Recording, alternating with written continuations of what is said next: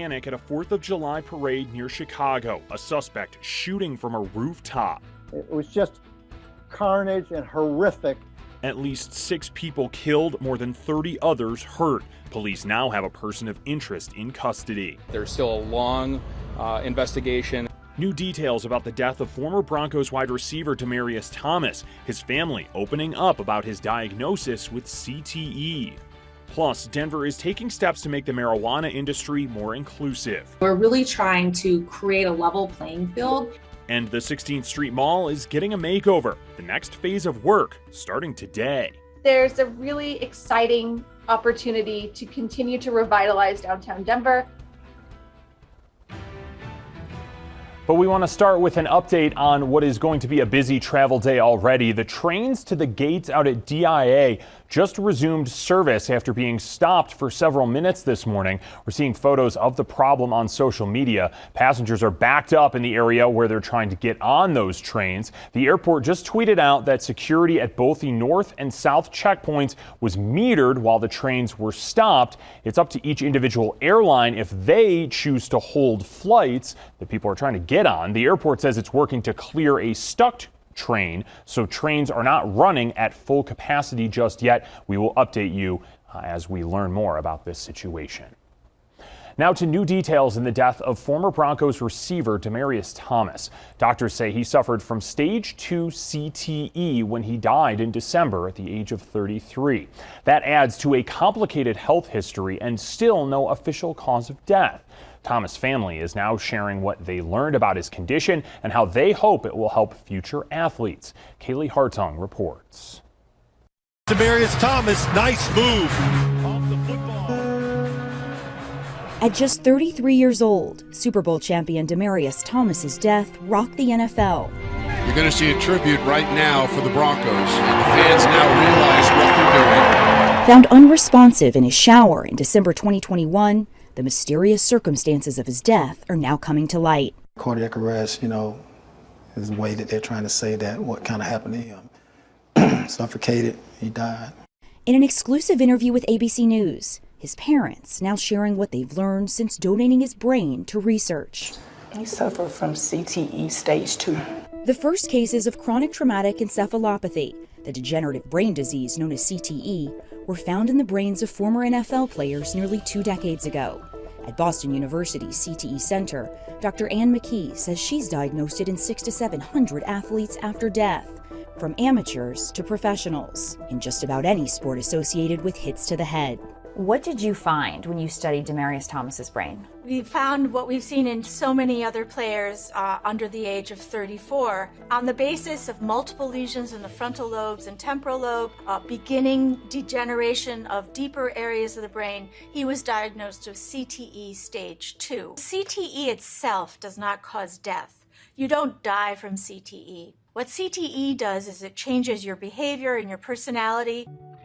Thomas's parents say they saw him struggling in the year leading up to his death. They knew his 10 seasons in the league riddled his body with physical injuries, but he was suddenly experiencing a deeper pain they couldn't explain. He was paranoid like all the time, but memory loss, I saw that as well.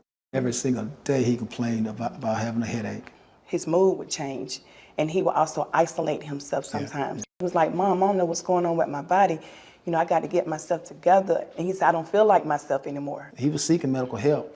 Not sure if the medical help he was seeking was helping him, which from my understanding right now, what I've learned, it wasn't helping him. What answers did the CTE diagnosis give you, Bobby? When they started explaining side effects, warning signs, and that's when the bell started ringing. When they said it, I was like, man, he was doing that. He did that too. And fought it myself because I said I know I could have done more. A lot of families have tremendous guilt, but the truth is we don't have any specific treatment for CTE at this time. These guys suffer in silence, and they have a lot of trouble finding anyone in the medical professional field who actually knows what's going on. It's an invisible injury. In 2021, Thomas also started experiencing violent seizures, which Dr. McKee believes were due to severe traumatic injuries off the football field, including a car wreck and a fall down stone stairs. He would shake so much, like he couldn't breathe. You could hear him say, like the wind trying to come out. They got to the point where he was having 3 or 4 back to back. If it wasn't for those seizures, he would have went back to playing football. I'm Demaryius Thomas. I finally came to a decision to hang it up. In July 2021, Thomas announcing his retirement. You know, a year or so or whatever it's been, just been trying to find myself. It ain't easy leaving football. Him finding himself was really trying to find out what was going on with himself without them knowing what he was going through. Yeah. He was a very private person. Yes. He didn't want people to know, what was going on. Less than 6 months later, after having another seizure, Thomas was dead. How did you all weigh the decision to donate his brain to be studied? At first, I didn't want to do it. I was against it. And then I remember a conversation DT and I had where he said that, Mom, if anything ever happens to me, I want to be able to help other players. That was ABC's Kaylee Hartung reporting. Now, in response to the growing number of CTE cases, the NFL has developed protocols for players who have or show signs of a head injury. The league has also invested hundreds of millions of dollars in helmet and concussion research. Doctors say it's possible they will be able to diagnose CTE in living players within 5 years. You can read more about Demaryius Thomas right now up on thedenverchannel.com. Boulder County wants to pass stricter gun laws and is introducing new gun control measures today. So here's a look at some of those proposals. Banning the sale of assault weapons, creating a waiting period to buy a gun, banning the possession of a ghost gun, creating an age limit of 21 to buy a gun, and adding restrictions on where people can carry guns in public. Now, the county will discuss these proposals tonight. People will be able to give public comment on them at a meeting on August 2nd. These are similar to new gun laws that were recently passed in the cities of Boulder, Louisville, and Superior. New details at 11. A quadruple shooting in Denver is now being investigated as a homicide. Police say one of the victims, a man, died at the scene. The shooting happened last night in the South Platte neighborhood. Initially, police thought 3 people had been shot, but a 4th victim later showed up at the hospital. Police have not said what led up to that shooting. Police near Chicago are combing through a parade scene in a Chicago suburb 24 hours after a gunman opened fire during a 4th of July parade, killing at least 6 people and injuring more than 30 others. Officials say he fired more than 70 rounds and evaded police by blending into the crowd until he was eventually taken into custody. We do want to warn you, some viewers might find some of the elements in this news package a bit disturbing. Morgan Norwood reports from Highland Park. Holiday of horror. Dozens sent scrambling as a gunman unleashed a barrage of bullets during the July 4th parade in Highland Park, Illinois. Families racing for cover, grabbing their children, desperately searching for safety, when Dad frantically trying to enter a nearby building. Tried to break the glass to get in with my son, and I couldn't break it, and when the shot stopped again is when we decided we had to run, so we started shooting again, and we ran behind the building, and I put my son in a dumpster.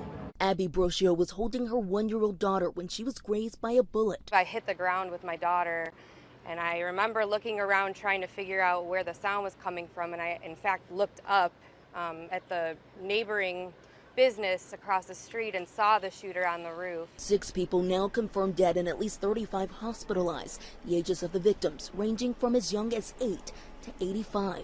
Police are now questioning this man, Robert E. Cremo III, as a person of interest, taken into custody following a day-long manhunt. Cremo spotted by authorities driving in a 2010 silver Honda that they have been looking for. This individual is believed to have been responsible for what happened, and the investigation will continue. Charges have not been approved yet at this time. Monday's shooting in Highland Park, just one of a series of gun violence incidents as Americans celebrated Independence Day. Philadelphia, New York City, and Kenosha, Wisconsin, all suffering multiple shootings. And investigators are combing through Cremo's digital and social media footprint as they work to confirm that he was the one responsible for this massacre. Morgan Norwood, ABC News, Highland Park, Illinois. Here at home, firefighters across the metro spent last night putting out several fires. Fireworks are believed to have started home and grass fires. This map shows just some of the places where firefighters had to respond. And then this video shows how close a fire got to homes. The fire burn area is near Spring Creek Park in Aurora and caused one block of homes to be evacuated. Witnesses say they saw fireworks go off over the park just before that fire started. South Metro firefighters had to respond to at least 2 calls, and West Metro said they had more than a dozen fire calls yesterday afternoon. More than 400 citations have been given out to people in northern Colorado for the Rainbow Family Gathering. Those citations include things like drug possession and causing damage to the Route National Forest in Craig. The Forest Service estimates more than 9,000 people showed up for this year's gathering. That gathering is expected to end on Friday. Denver wants to increase diversity in the marijuana industry, but its program is hitting some roadblocks. So the city is starting a 10-week program to boost interest for social equity applicants. It requires dispensaries to partner with businesses. The city was hoping the program would open the door for people of color, women, and people with marijuana convictions to enter the industry. But one business owner says more resources are needed.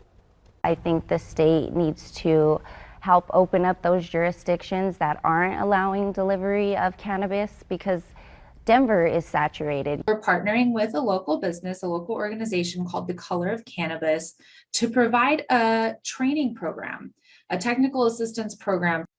Now that program is costing the city $500,000, which will be funded with cannabis sales tax revenue. The city hopes to help 100 entrepreneurs through that program. The deadline to apply is next Friday. Still ahead, changes could be coming to Rocky Mountain National Park, and it might let some guests bypass the lines at park entrances. Plus, get ready for more construction along the 16th Street Mall.